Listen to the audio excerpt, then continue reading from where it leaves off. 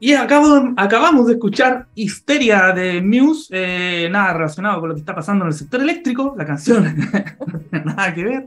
Y ustedes ya pueden ver a nuestro invitado del día de hoy, don Rafael Carballo. ¿Qué tal, Rafael? ¿Cómo estás?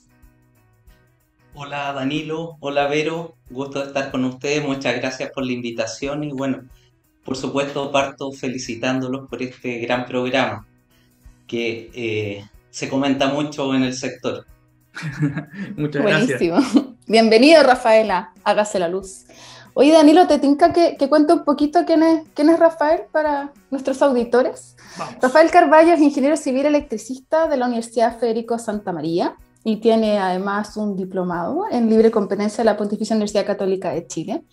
Tiene amplia experiencia en el mercado eléctrico chileno, principalmente en áreas de regulación, planificación y transferencia económica de los segmentos de generación y transmisión, y esta experiencia tanto en el sector público como en el sector privado.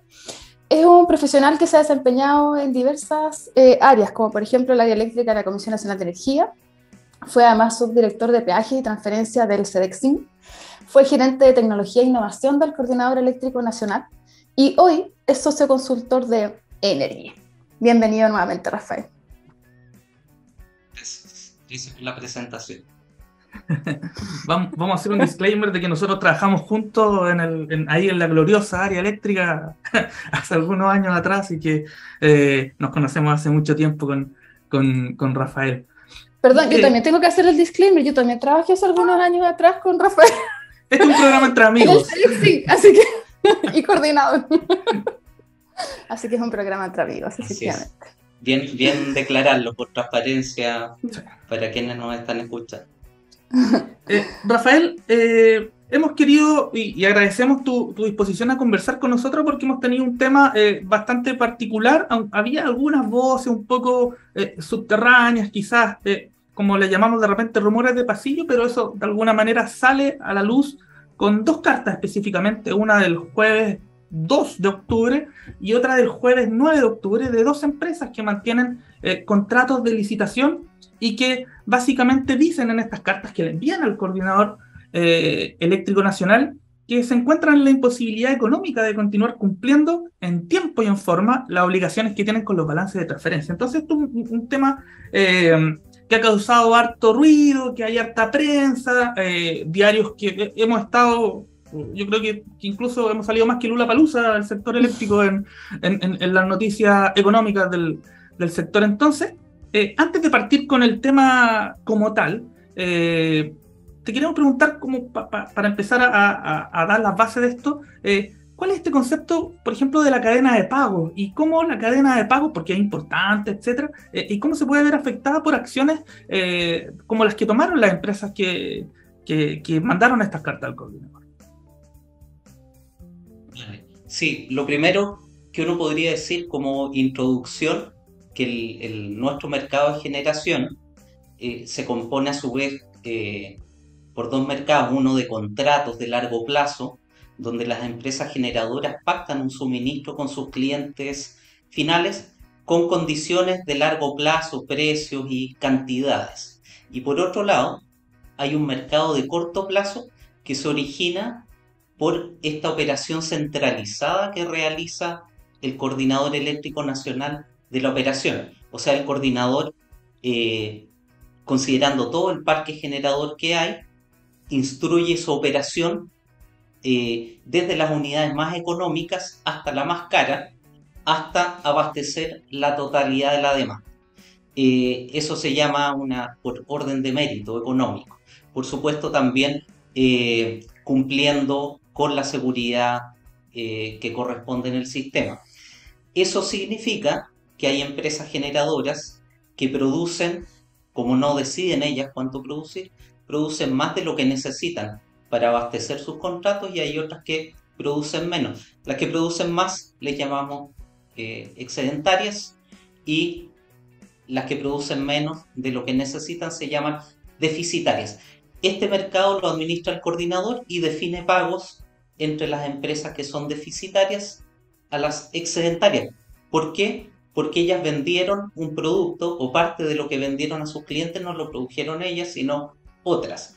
Y por lo tanto tienen que pagar ese servicio. ese servicio que se los prestó un tercero, otra empresa generadora. Ese es el concepto de la cadena de pago. O sea, aquí hay empresas que toman la producción de otras para abastecer sus contratos, pero por supuesto tienen que devolverse al sistema a pagarlo. Lo que ocurre, como en el caso que estamos comentando, es que estas empresas deficitarias, su déficit lo pagan al conjunto de empresas excedentarias. Por lo tanto, hay una porción que le deben pagar a cada empresa. Cuando no cumplen esa obligación, finalmente hay otros que produjeron y finalmente es un servicio que no se puede financiar o autofinanciar. Ese es el concepto. Cuando se rompe, por supuesto, en pequeñas magnitudes, uno podría decir que el sistema podría soportarlo, pero en volúmenes grandes podría producir un efecto dominó. Eso es parte de la discusión que hay hoy día. No está completamente claro si es algo que se viene en ese sentido o no. Esta empresa o las empresas quizás todavía no son de un volumen tan grande que podrían producir este efecto, pero sin embargo, el fenómeno que los afecta a ellos, uno podría pensar que completamente, o sea, perfectamente podría estar afectando a otros. O sea, podrían venir otras empresas en situaciones similares, eso es lo esperable. De hecho, en la primera carta o en el primer aviso, se habla de 25 empresas, lo cual, o 25 centrales, no sé cómo sea mejor, lo cual, efectivamente, tal como tú dices, puede que sea un problema pequeño, pero parece que conceptualmente es más grande. Claro, esos 25, no sé de dónde los saca esta empresa en su comunicación, o sea, con qué fundamento. Si uno mira las comunicaciones o los registros del coordinador, efectivamente en agosto estaba informando a la superintendencia de rezagos en pagos, pero no eran 25, eran muchos más, eran 100, no sé, y eso es algo habitual que ocurra en montos pequeñitos, pero uno entendería que son más que nada atraso por temas administrativos, que se demoraron en facturar, que, no sé, que rebotó algo, un pago, cosas por el estilo, un descuido, por decirlo de alguna manera, pero de ahí uno no puede concluir algo estructural. Pero sí, si uno va a mirar las cosas estructurales que están pasando en el sistema y uno empieza a cruzar precios ofertados en las licitaciones, costos marginales en las inyecciones, costos marginales en los retiros, costos o sobrecostos de operación en el sistema, costos de servicios complementarios, etcétera, una serie de cargos que los suministradores a clientes regulados no pueden traspasar directamente a los clientes, sino los tuvieron que internalizar en sus ofertas. Ahí uno puede concluir que la cosa está compleja. Oye, Rafa, aprovechemos de hablar también del efecto del reglamento de coordinación y operación, ¿ya? Y el establecimiento de las boletas de garantía. Este es un mecanismo que en su minuto se formuló como una manera muy exitosa, ¿no es cierto?, de prever también estas situaciones como las que estamos ahora comentando. ¿Tú crees que esta, siendo su primera prueba, es efectiva? ¿Es un mecanismo efectivo, digamos, para contrarrestar esta situación? Mira, primero, un mecanismo es este de las garantías, que es una herramienta para contener situaciones como las que estamos comentando, y quizás desde el punto de vista del monitoreo hay otra que ya se implementó hace tiempo, que es este portal de pagos que utiliza el coordinador. Por lo tanto, uno podría afirmar que ambas herramientas son útiles, son mejor que la situación previa, cuando no existían, cuando no había nada. Y básicamente, o sea, muy antiguo el caso Campanario, hace más de 10 años, 12 años, no sé, cuando en realidad se prendieron las alarmas, ya había un déficit de la empresa muy grande y de 5 meses, por decirte algo. Por lo tanto, era mucho más complejo. Ahora, el coordinador tiene una herramienta que es este portal, donde son las empresas las obligadas a informar tanto deudores como acreedores, que efectivamente se están cumpliendo o no se están cumpliendo las obligaciones. Por lo tanto, esa es una herramienta que es útil. Y por otro lado están las garantías. En el caso que les mencioné no existían garantías, así que los déficits quedaban impagos, y por supuesto otra cosa es la vía judicial, ¿cierto? Pero desde el punto de vista de la regulación eléctrica no había nada. Las garantías, y para ir al fondo de lo que pregunta, yo creo que sirven, pero tengo la impresión, por los números que he logrado ver en estos días, que requiere una gestión un poquito más proactiva para que sea una real herramienta y sirva para el propósito. ¿Por qué? Primero, si miramos la empresa María Elena, vemos que informó prácticamente el último día de septiembre. Tú dijiste una carta del 2 de octubre, quizás se publicó en esa fecha, pero supongamos es a fin de septiembre, e informó que no cumplirá sus obligaciones de balances de julio y agosto. Por lo tanto, no solo están impagos esos dos balances, sino el de septiembre, que el coordinador todavía no lo publica. Es entendible, y de hecho dice esos dos y los que vengan, y cualquier otra cosa. Así que ahí ya se juntan 3 meses. En el caso de la otra empresa, de Ibereólica, también informa respecto de agosto, y también lo hace los primeros días de octubre. ¿Ya? O sea, ahí hay un primer check, que hay un retardo en que el coordinador y la autoridad finalmente tomen conciencia de la situación. Y por otro lado, si uno mira los montos de las boletas, ahí aparece algo curioso, que en el caso de María Elena, de SolarPack, tiene una boleta que casi cubre, pero no cubre la totalidad de esos 2 meses de déficit. Y en el caso de Ibereólica, si bien en su carta no informa cuánto es lo que no va a poder pagar, solo se refiere al balance de agosto, tiene una boleta de 900 millones. Si uno va a mirar el balance del coordinador, solamente por el balance de energía de agosto para esta empresa tenía un monto de 2.400 millones a pagar. Y por lo tanto, ambas situaciones son una anomalía respecto del objetivo del reglamento. El reglamento dice que esas boletas tienen que caucionar los 3 peores meses de las transferencias proyectadas. Entonces, uno podría entender que en la proyección las cosas podrían fallar, se mueven, pero uno entendería ahí que el coordinador tiene que tomar acciones correctivas, y aparentemente esas no fueron tomadas, y por lo tanto hoy día esas boletas no van a cubrir o no deberían cubrir las obligaciones de estas empresas en su totalidad. Clarísimo. No sé, pero si tú vayas a contrarrestar o contrapreguntar, perdón. No, prefiero avanzar quiero a la complementar. siguiente. Sí. Dale, Rafael. No, quiero complementar porque me estoy refiriendo a lo que se hace hoy día, y digo, es un avance respecto de lo que había, pero todavía estamos en el desde, o sea, falta, uno, con las herramientas que hay, hacer una gestión un poco más proactiva, y lo otro es que ya en todas partes este sistema o esta forma de operar está superada.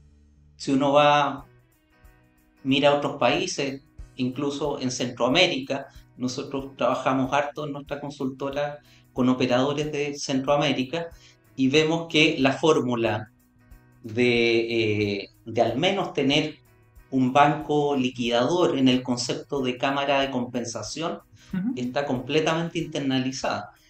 Y uno debería esperar, con la tecnología que tenemos, con plataformas de telemedidas y con procesos bien aceitados, uno podría esperar que estos procesos se llevaran a una resolución semanal, que podría facilitar, o sea, acotaría mucho el riesgo, y quizá en una primera etapa no necesariamente liquidarlos semanalmente, pero por último revisar cómo están las transferencias respecto de las garantías. Eso, por ejemplo, es lo que hacen los otros operadores. Aunque no liquidan semanalmente, pero semanalmente revisan cómo van las garantías. Y si una empresa está excedida, le pide renovarla. Y si no la renueva, lo saca del balance de manera automática. O Esas sea, hay una cosas acción están de monitoreo más disponibles. permanente. Exactamente. Y esas cosas están disponibles, son antiguas, no son novedosas ni disruptivas. Ya. No entiendo por qué acá no se ocupa. Yo supongo que es algo que requiere algún esfuerzo. Requiere esfuerzo de implementar esto, echarlo a andar y no es muy glamoroso, es más bien higiénico. Pero sí se nota en estas situaciones más complejas. Obvio, ese impacto. Ay, en los cortocircuitos se notan cuando no están ajustadas las protecciones. No. Exactamente. Oye, Rafael, este problema tiene varias aristas y casi igual como el cortocircuito, cuando la norma dice si hay una falla, usted aíslela. Entonces aquí lo que está pasando es que se aísla un poco el problema, aparecen estas boletas de garantía, pero ese es como el primer paso y después aparecen una serie de efectos de corto plazo igual, de mediano y obviamente de largo que queremos tratar de conversar contigo de todos ellos. Y dentro de este mediano corto plazo, tenemos que estas empresas son abastecedoras, suministradoras de contratos licitados hacia clientes regulados, así a nosotros, la población. Entonces, un poco, ¿qué pasa con esta situación de estas empresas suministradoras? ¿Y qué herramientas legales, reglamentarias tiene a mano, en este caso, la institucionalidad, para echar o para tratar de solucionar este problema en cuanto a la temática de licitaciones de suministro? Vale, lo que hay hoy día en la regulación, que en la ley de licitaciones, en el artículo 135, Exacto. cuater, no me acuerdo exactamente, pero en esa vecindad lo que provee son herramientas para que las empresas distribuidoras puedan echar mano a las holguras que tienen en otros contratos de suministro y, por supuesto, en función cómo se despachen esos contratos, tendrá o debería tener sin duda efecto en la tarifa del cliente final, porque al final eso se internaliza en la fijación de precios de nuevo promedio que realiza la Comisión Nacional de Energía. O sea, a las empresas en ese sentido, a las otras empresas que van a aumentar su suministro para suplir el de esta empresa que estaría fuera de ese suministro, se les respetaría sus condiciones pactadas en sus propios contratos y por lo tanto ahí eso sería en primera instancia lo que permitiría que esta cuestión siga funcionando. Hay otras herramientas que van más por el lado del término de contrato. Hay que decir que, o por lo menos lo que yo entiendo, en el ámbito de las licitaciones no existe una regla o normativa que permita votar un contrato. Claro, ahí la pregunta, y es parte de los análisis que supongo se harán en adelante para mirar esto de manera integral, si tiene sentido que lo haya o no. Sería medio raro poner esos incentivos y que venga una empresa, una oferta muy agresiva, y si no le funciona, me salgo y dejo botados los contratos y me voy a abastecer a, no sé, a clientes libres o busco otro pacto que me acomode.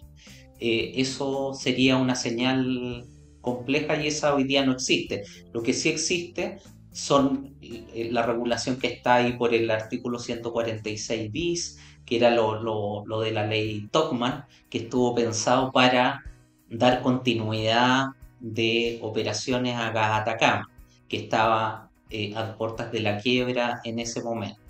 Ahí trae una forma de administrar la liquidación de la empresa, pero haciéndole el test ácido de si efectivamente es necesaria, estrictamente necesaria para cumplir los objetivos de operación económica y segura del sistema. Por lo tanto,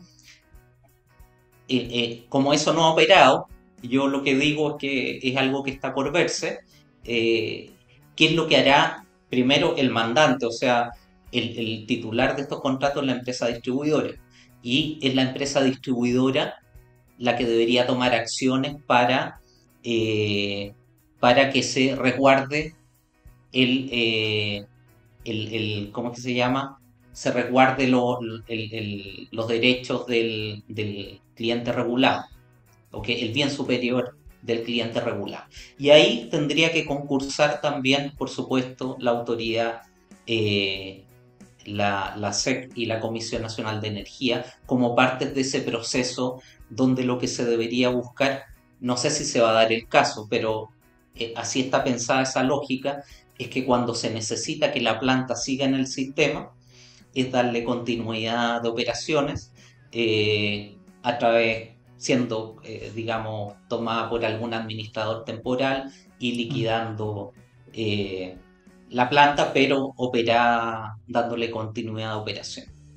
Eso es algo que no se ha hecho y no tengo claro si aplica para este caso, si se va a declarar qué acciones va a tomar la distribuidora, eh, porque, claro, así mirado de manera más amplia, el que un contrato se vote de manera unilateral, por las razones que sea, tiene afectación en los clientes finales. Eso se traduce en ocupar contratos más caros. Para poner algunos números en la mesa solamente, estas dos empresas ganaron licitaciones en el 2015 y empezaron su suministro ahora, 2021. 5 o 6 años después, eran 5, pero hay un más uno ahí que podía ser usado. De esa licitación, que eran alrededor de 12.000 gigas, entre estas dos empresas hacen cerca de 1, por lo tanto representan un poquito menos del 10% de dicha licitación, y obviamente de la bolsa completa hoy día de la energía necesaria para clientes regulados es mucho menor. Y hay un dato que salió en el diario La Tercera, yo lo traigo a colación también el día sábado, de que del total de energía licitada solo estaríamos ocupando un 65%, lo cual de alguna manera quizás nos trae como la sensación de tranquilidad. Pero no sé si esa tranquilidad es como pues, uno no puede decir, voten un par de contratos más, no, por ningún motivo. No sé qué entre esta holgura, qué tan tranquilos nos podemos sentir, pese a que a lo mejor un problema es chico. Tenemos un problema conceptual inmenso detrás de esto. No, a mí no me daría ninguna tranquilidad. O sea, efectivamente hay holguras en el sistema, hay energía, por decirlo de alguna manera. Si el punto es cuán viable es la operación de esta empresa, de estas dos empresas, y las otras que no sabemos cuáles son. Pero si tú pones la lista de méritos en los precios adjudicados en esa licitación, por ejemplo, los que están vigentes, sí son prácticamente en esos casos y algunos un poquito más atrás. Cuando tú miras los precios que están, no sé, en torno a los 50 y para abajo, es fácil, por lo que comenté al principio, darse cuenta que son empresas que están viendo un escenario sumamente complejo. Por lo tanto, una o dos empresas no pasa nada, pero si este mismo fenómeno lo están viviendo muchas, esas holguras se podrían perder rápidamente. Y lo otro es que después ya tenéis precios hasta de $100 y tantos el megawatt hora. Entonces, esto no soporta correr la lista nomás. No sé si se entiende. Las primeras de abajo pueden tener poco impacto por los volúmenes que tú mencionabas. Pero efectivamente, si uno pasa a un bloque más grande, es complejo. O sea, imagínate que en la administración anterior se congelaron las tarifas eléctricas. O sea, se tomó una medida porque se consideraba que era importante mantener las cosas como estaban. Y se generó toda una política que hay que decir que es una muy mala señal, independiente de cuando uno la converse. Es una mala política. Y se tomó una decisión así de fuerte y de afectar los flujos de las empresas precisamente para no mover las tarifas. Entonces ahora pensar que te vas a poder deshacer de una serie de contratos los más baratos, afectando los precios de los clientes, es una situación compleja. Cierto. Oye, sigamos desmenuzando un poquito el problema. El problema de fondo, por un lado, se habla de desacoples en el sur, ¿no es cierto? Vertimientos en el norte. Y también se hablaba mucho de las eventuales soluciones que son más a largo plazo. Estamos hablando de, obviamente, transmisión y almacenamiento, como las eventuales soluciones que no conllevarían, ¿no es cierto? Una situación como la que estamos analizando. ¿Cómo crees tú que hemos ido preparando este camino, especialmente el desarrollo de la transmisión y el aprovechamiento del potencial renovable de nuestro país? ¿Quedamos al debe con este desarrollo? ¿Crees tú que hay algunas medidas que faltan todavía para poder darle un empuje un poquito más fuerte a este tema?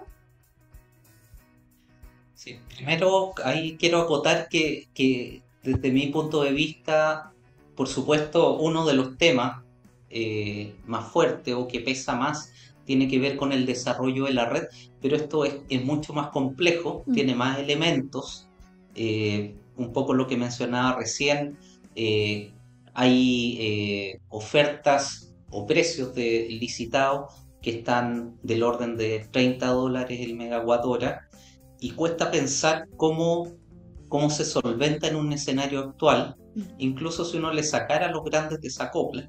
O sea, están los costos de operación del sistema, sobrecostos, servicios complementarios, etcétera, que deberían comerse, no sé, la mitad del ingreso por venta a cliente final.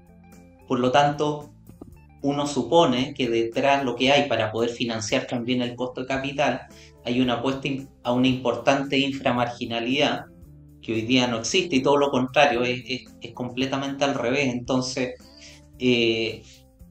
ahí hay un tema, por supuesto, primero de responsabilidad de las propias empresas, que son las que participan en este mercado de manera libre, pero habría que revisar cómo internalizan todos los riesgos que están ocurriendo o que podrían haber en el sistema, cómo lo han hecho. Y de hecho ahora van a entrar, tú mencionaste, Danilo, la licitación del 2015, pero después están las del 17. Y a precio más agresivo. Entonces la pregunta es, ¿y qué escenario van a ver ellas, esas empresas, cuando ingresen en un par de años más? Y si acá no se hace nada, o no se ajusta lo que tenga que ajustarse, uno debería suponer que el escenario no es mejor. Al contrario, debería ser peor. Y ponlo en un contexto de descarbonización, que es muy importante, y un objetivo que hoy día está bastante asentado, o hay un acuerdo bastante transversal de qué es lo que necesitamos. Pero eso, por supuesto, impacta más todavía en este resultado.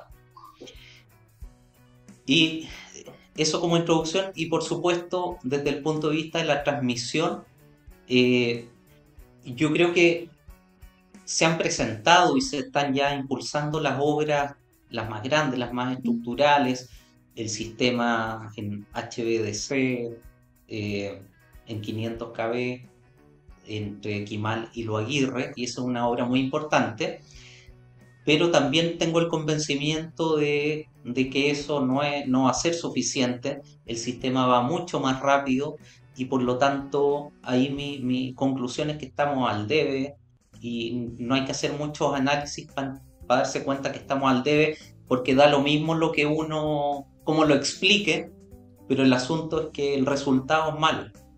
Es malo cuando tenemos el nivel de desacoples y el nivel de vertimientos que tenemos hoy día de energías renovables. Por lo tanto, ahí falta mucho, y no tengo claro si falten muchas más obras estructurales, pero lo que sí falta es meterse un poco más en los sistemas secundarios y también en soluciones de más corto plazo. Sí. Y por ejemplo, perdón. No, dale. ¿El sistema de almacenamiento cumpliría algún rol, crees tú, esencial, Rafael, como para bajar un poquito ese nivel?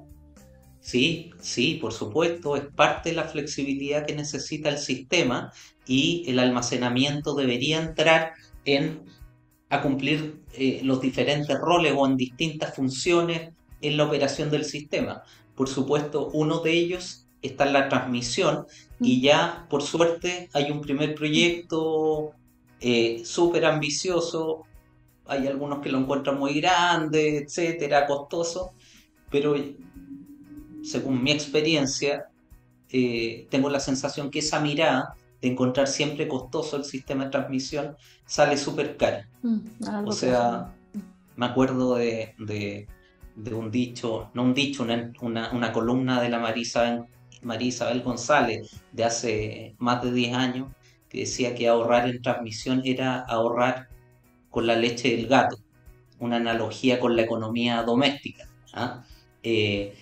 No, yo sé que me escucharan los clientes, ahí Javier Posto, no me dirían, si la transmisión hoy día vale harto, sí es verdad, vale harto, pero para habilitar toda esta promesa de un mercado que funcione bien y que sea económico y que permita capturar los costos económicos, eficientes de las renovables, se requiere un sistema de transmisión robusto. Ahí las baterías cumplen un rol súper importante. Y lo otro es que ahí también el coordinador debería tomar un rol un poquito más proactivo o mirar un poco más hacia adelante en otras funciones del sistema. O sea, el control de frecuencia, por ejemplo.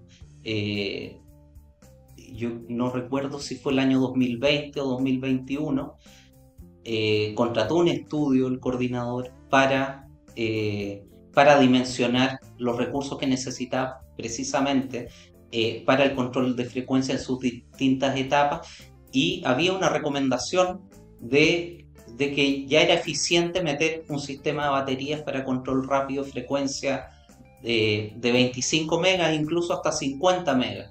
El más eficiente era 25. Pero el coordinador después él mismo lo desechó porque dijo que no estaba viendo los mismos escenarios que el consultor. Lo cual uno debería entender que es cierto, el coordinador hace sus propios análisis y toma lo que le sirve.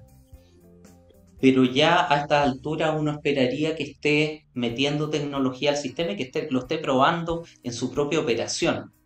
Quizás ese paso era un paso de bajo riesgo, pero un paso muy importante desde el punto de vista de la operación del sistema. Y lo otro, en el corto plazo también uno esperaría que a estas alturas se estuviera desarrollando un festival del automatismo. Los automatismos son complejos, por supuesto, pero tienen tiempos de implementación. Probablemente es lo más rápido o una de las cosas más rápidas que se puede hacer. Hay otro que tiene que ver con medidas operacionales propias del coordinador. Pero ahí hay un conjunto de una batería de herramientas, que están las baterías, los BESS, que están los automatismos, está toda la familia de los FACTS y otros dispositivos, y eso ya debería, y es ahí a donde el coordinador debería liderar ese desarrollo. Ahí, hoy día, dentro de lo que hemos podido ver en la prensa, quiero empalmar con lo del corto plazo que dices tú. Podemos desgastarnos harto en la discusión, que puede ser muy interesante. De hecho, es interesante. Es que la culpa de esto lo tienen los vertimientos, la infraestructura de transmisión que no está.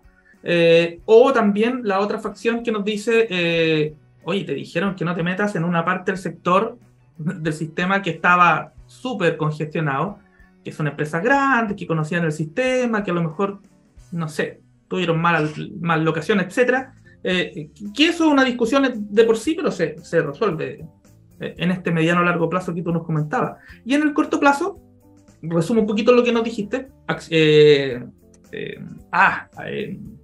accionamiento, sí, automatismo, sí, FACTS. Sí. Y tú, como también estuviste en el coordinador y en el CDEC, se ha hablado de echarle la mano al N-1. Le explico un poco rápidamente. El N-1 es una especie de colchón que tenemos en la red de transmisión que en caso de emergencia se ocupa, pero tenemos una holgura ahí de emergencia que no se ocupa. Algunos levantamos la ceja cuando hablamos del N-1, pero te lo planteo como, ¿se podrá?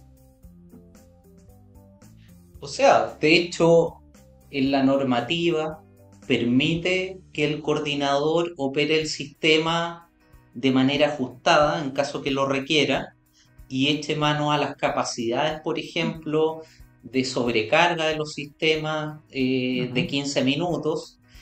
Y por supuesto eso dependerá mucho de la capacidad que tenga de supervisar y actuar sobre esas instalaciones. O sea, ahí seguro que hay un espacio y los mismos automatismos también se meten en esa línea de estresar un poco más el sistema. eh, y por lo tanto, lo que yo me imagino que esto, y quizás para adelantarme un poco, eh, hay una propuesta, por ejemplo, que hizo Acera, bastante amplia a propósito de este tema, pero que ya la había hecho las autoridades anteriores, de sentarse a armar unas mesas técnicas y ver una batería de soluciones que están exactamente en lo que estamos comentando, así que va en el sentido correcto. Y ahí debería sentarse, por supuesto, eh, lo que yo creo que falta es primero es un plan pensando en este gran proyecto que es esta transición energética con objetivos de descarbonización. Acá hasta ahora las autoridades han hablado de cronogramas o plazo calendario para retirar centrales, pero no se ha hablado mucho de un plan. Y a mi juicio lo que falta es un plan y conducción de ese plan, con distintos roles y por supuesto más arriba estará el ministro, el nuevo ministro, que ahí eh, tiene un desafío muy grande y por supuesto en otras instancias estará, como la que hemos estado conversando ahora, el coordinador eléctrico y también las empresas, por supuesto, bien representadas hoy día, muy bien representadas por sus asociaciones gremiales, a donde hay gente joven y muy competente. Y por supuesto, en este tema en particular, en la transmisión, también hay que sentarse con las transmisoras. Yo me imagino que ellas estarán muy dispuestas a colaborar en este proceso, pero también querrán resolver algunos temas y riesgos que les imponen sus operaciones, ¿cierto? A propósito de estresar más las líneas, eh, hay que ver cómo eso es compatible o se armoniza bien con el mantenimiento de líneas, porque sacar líneas de servicio cuando ya eh, pasaste el N-1 estricto, no es tan simple. ¿Qué es lo que pasa cuando los automatismos fallan, las compensaciones? Esas son todas preocupaciones probablemente desde el mundo de la transmisión. Los clientes van a estar preocupados de las interrupciones de suministro y cuáles son los costos de todo este proceso que van a tener que asumir. Porque está claro que no hay transición energética gratis. Oye, antes de pasar a la última pregunta, me voy a poner el tiempo de la radio es precioso, nos quedan como 8 minutos de conversación más o menos, entonces, vamos a poner el aviso nomás, así que Dero, tú no me escuchaste, pero esto lo dije por off, lo dije por fuera. Ya, Dale vamos a con... hablar de otra cosa, ¿ya? Vamos a pasar a otro tema. Rafael, tú estuviste en momentos bisagras del sector. En la CNE mientras se desarrollaba la ley Corta 1 y 2. En el CEXIN, coordinador cuando se interconectaban los sistemas. Dirigiste una misión del coordinador también en materias de innovación y desarrollo. En esta retrospectiva, ¿qué se siente haber sido partícipe de estos procesos tan claves para el sector? ¿Habrá alguno en particular que haya sido más relevante que otros para ti? Y si es posible, porque yo creo que ya a esta altura nos puedes contar alguna anécdota de estos periodos, por favor, te dejamos el micrófono para que nos ilustres. Sí, gracias. A ver, mira, las instituciones en las que he trabajado, la comisión y bueno, después el tiempo del SEDEC y el coordinador, eh, tengo un aprecio infinito por ellas. eh, Me permitieron desarrollarme profesionalmente, eh, también cumplir o desarrollar este sentido del servicio público. Así que de verdad son instituciones que quiero mucho y aprecio mucho, pero si tuviera que elegir una, elegiría el CEDEC-5, ¿ya?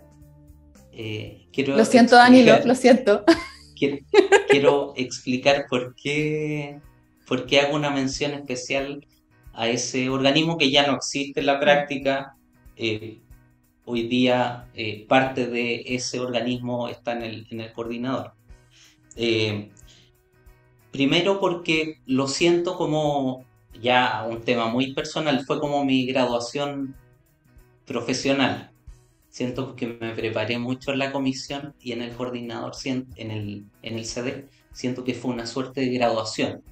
¿Por qué? Siendo un organismo relativamente pequeño, en tamaño muy parecido a la comisión de la época, 50, 60 empleados éramos más o menos, pero estaba mucho más estructurado, tenía otra mirada organizacional, que la comisión era más precaria, un servicio público, los que hemos trabajado ahí entendemos que en ese sentido no se le mete tanto recurso a eso. En cambio aquí había algo mucho más estructurado y además yo llegué a ocupar un rol directivo importante de segundo nivel jerárquico, donde tenía varios equipos a mi cargo y por lo tanto llegué a, desde el punto de vista técnico, a ocupar las herramientas por las que me había formado en la comisión, pero también a aprender otras cosas, otras habilidades que tenían que ver con dirigir equipos.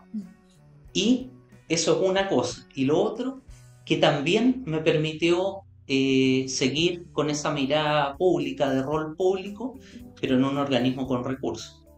Mucho más recursos que un servicio público. Eso. Ah, y la anécdota. Yo iba a decir, suelto la anécdota. Tengo muchas, pero mira, a esta altura ya es chistoso. Me pasó en la comisión. Comisión del año 2011. Yo me fui en 2011. Y justo después ya era la segunda cuenta pública del presidente Sebastián Piñera en esa época, en mayo de 2011, me acuerdo que da su discurso y anuncia una carretera eléctrica. Entonces, todos los que nos conocíamos ahí, ¡guau! ¿Qué será eso? Y no me acuerdo si no había WhatsApp probablemente, pero nos escribíamos con la BlackBerry, no sé. Y ¿qué será eso? Nos preguntábamos, pero bueno, uno se imaginaba que era algo que había diseñado el ministerio en su oportunidad y lo tenían más o menos articulado con la presidencia. Y el asunto es que llego al día siguiente, no sé si era lunes, etcétera, al trabajo, y nos convocan desde el ministerio a un grupito pequeño a conversar. Y el tema era preguntarnos qué había querido decir el presidente con la carretera eléctrica. Es una de las cosas más surrealistas que he vivido. Yo entiendo que tiene que ver con... había un cambio de gobierno y había un gobierno saliente que había gobernado prácticamente 20 años y tenía oficio ya en lo público y por lo tanto operaba de manera más articulada institucionalmente, y en este caso probablemente el presidente tenía un proyecto en la cabeza que no había compartido con su equipo de primera línea, que era el ministerio, y por lo tanto nos preguntaron qué era ese proyecto y finalmente en la comisión teníamos dos proyectos emblemáticos.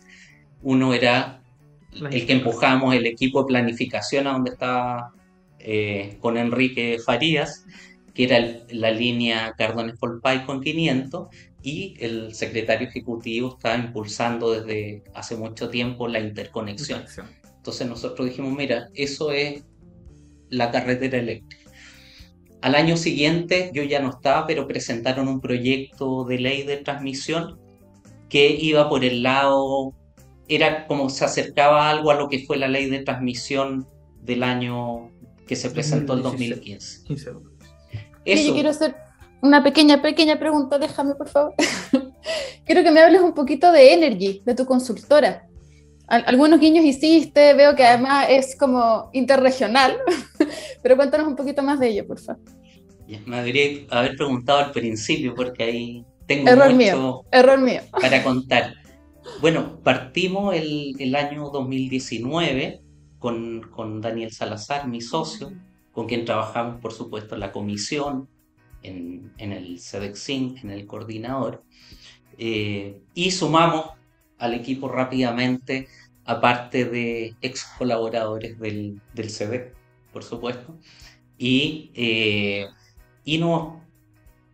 nuestra oferta está por el lado de temas de mercado, de operación del sistema, todo lo que tiene que ver con los procesos del coordinador.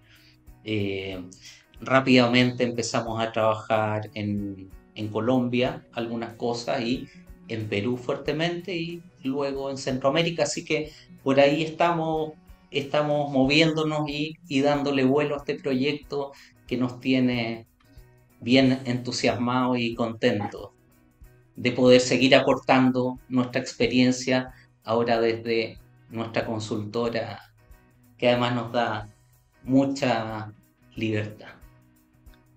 Eso. Rafael. Da envidia escucharlo, ¿no? Sí.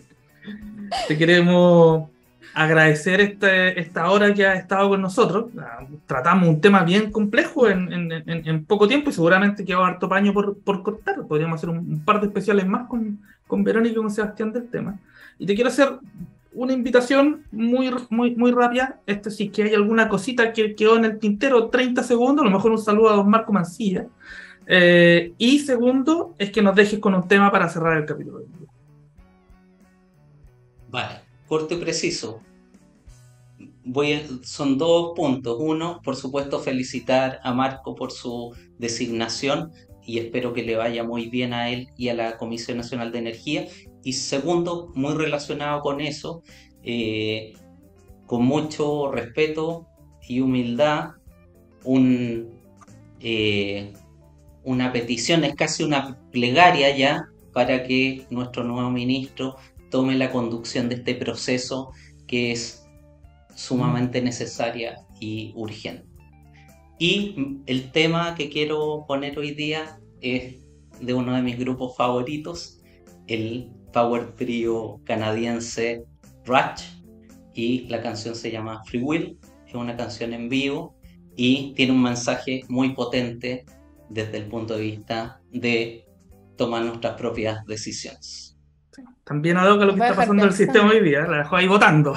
Nos va a dejar pensando. Hoy un abrazo gigante, Rafa. Fue un gusto conversar contigo, fue un gusto tenerte acá en Hágase la Luz. Las puertas más que abiertas para cuando decidas volver. ¿Ya? Un abrazo grande. Un abrazo. Encantado. Y nosotros nos vemos el próximo martes. Eso. Gracias por su sintonía, nos vemos. Chao. Cuídense, que estén bien. Chao a todos, muchas gracias.